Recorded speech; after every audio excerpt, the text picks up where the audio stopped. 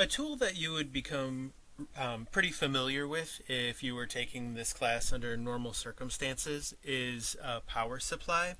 And essentially what a power supply does is it allows you to set the potential difference between two objects.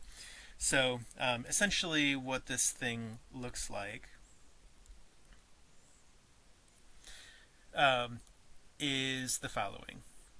So it's a rectangular electrical device that you plug into the wall like so, and it has a couple of displays on it, but the relevant one is going to be like this, where it'll have a potential that it reads out. So I don't know, maybe it'll say something like 8.0 volts. And it's got a few different dials, but one of them will allow you to adjust this readout. Okay, so you'll be able to set a potential difference using the dial.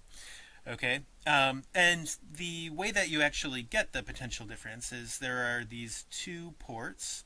One will have a minus and one will have a plus, and you can plug some wires into these like so. Okay, so suppose that you set the potential difference to some value, like I wrote 8 here, and let's say that you connected each of these wires to two different chunks of metal.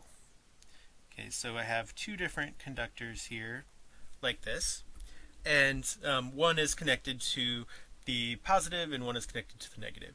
Okay, so what the power supply does is it will set the potential difference to be 8 volts between these. Okay, which means that in order for that to happen, we're going to need to have some charges that are going to move around.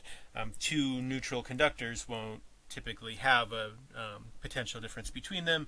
We would expect to have this one become positively charged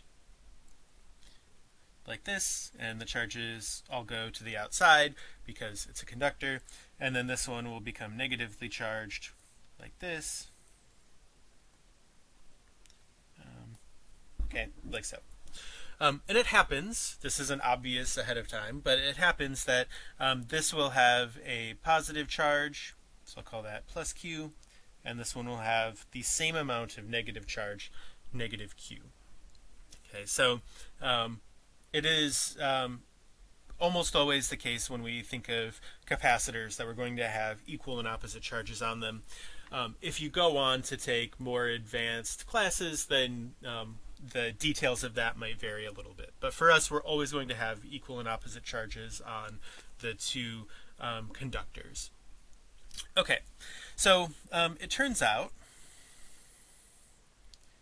that if you did this experiment and you somehow were able to measure the charge on each of those, you would find that the charge on either one, the positive or negative amount of charge, is going to be proportional to the potential difference between them.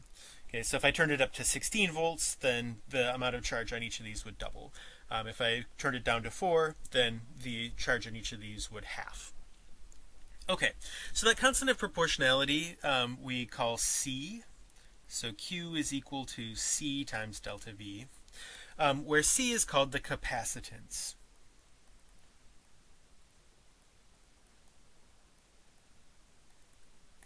All right. And the capacitance is a property of the two conductors that are there. It doesn't have anything to do with the power supply. Even if the charge on each of them was 0 and the potential difference between them was 0, the capacitance would still be the same. It's just the constant of proportionality here. Okay, so what are the units of capacitance? Well, we can figure out that if I solve for C, I'm going to get a charge divided by a potential difference. So the units of charge are coulombs, and the units of potential difference are volts. So a coulomb per volt has a name. It is a farad. So the symbol is capital F, and the full name is F-A-R-A-D, named for Michael Faraday, a fairly famous old-timey physicist. Okay, so it turns out that 1 farad is an enormous unit of capacitance. It is possible to have a capacitor that has a capacitance of 1 farad, but for ordinary applications, we usually use much smaller amounts. So usually we'll use something like microfarads or picofarads. So a microfarad is 1/1 millionth of a farad. A picofarad is a trillionth of a farad. And those are perfectly ordinary sizes of capacitance to use. A farad is very large.